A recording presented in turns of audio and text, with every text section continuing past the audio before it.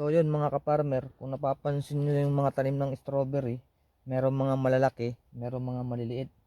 Kasi nga hindi sila sabay-sabay na tinanim. Yung iba dito, yung gagaya nito, yung bagong tanim lang, ano lang to, yung mga pinagpalitan namin to ng mga namatay. Pag ganito kasi kalaki na yung strawberry ng puno, meron ng tanim, meron ng bunga yan. Ayun o, katulad nito.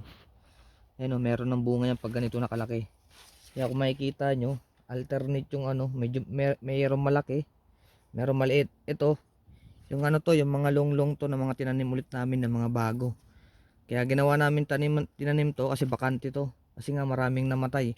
Yan, kagaya nito, patay nito. Patay na to, tignan nyo. Papalitan na to pati ito. Oh, sayang lang, 'di ba? Ganyan kasi nangyayari sa strawberry dito.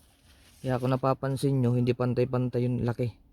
Meron maliit, meron malaki. Kaya ang ginagawa namin ganito. Nagdulong-long kami, tapos tinatanim ulit dito.